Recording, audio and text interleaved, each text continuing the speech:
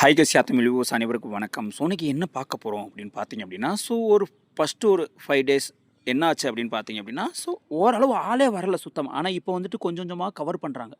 Okay.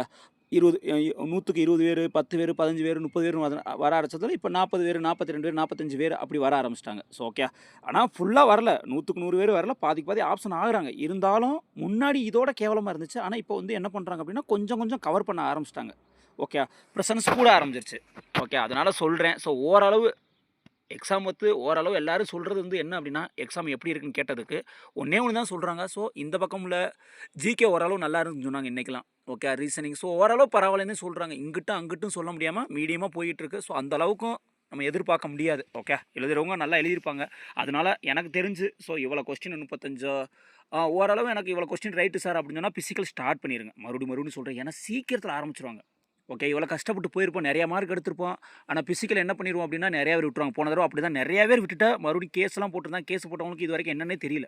Okay. வேலை confirm தான் அவங்களுக்கு வெயிட் லிஸ்ட்டில் போட்டிருக்காங்க. ஆனால் ஒரு வருஷம் வீணாக போகுதுல. ஓகே. அந்த ஒரு வருஷம் ஒரு மாதத்துக்கு பார்த்தா 3 லட்சம் 4 லட்சம் வீணாக போச்சு.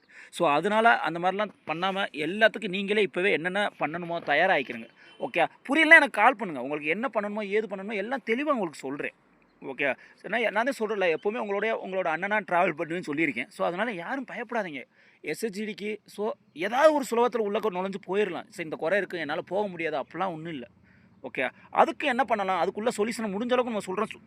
சொன்னது நிறையா பேர் போகவும் செஞ்சாங்க. அந்த மாதிரி போன தடவை அதுக்கு முன்னாடி தடவைலாம். So okay. புரிஞ்சிருக்குன்னு நினைக்கிறேன். அதே மாதிரி ட்ரேட்ஸ்மேனுக்குலாம் வந்துட்டு அப்ளை பண்ணாமல் இருக்காதீங்க. ஜிடியில் அப்ளை பண்ணிட்டேன் அப்படின்னு சொல்லிட்டு அதுக்கும் அப்ளை பண்ணுங்கள். 19 டயருக்கு. ஓகே.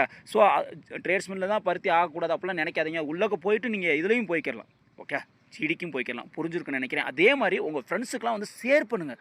ட்ரேட்ஸ்மேன் வந்துருக்கா அப்ளை பண்ணுங்கள் அப்படின்னு சொல்லிட்டு அவங்களுக்கு ஷேர் பண்ணுங்கள். ஸோ அப்போ தான் அவங்களுக்கு ஒரு மோட்டிவேஷனாக வரும். So okay. புரிஞ்சிருக்குன்னு நினைக்கிறேன். ஸோ இந்த வீடியோ உங்களுக்கு பிடிச்சிருந்தா லைக் பண்ணுங்கள், கமெண்ட் பண்ணுங்கள், ஷேர் பண்ணுங்கள். ஓகே. பாய். ஜெய் ஹிந்த்.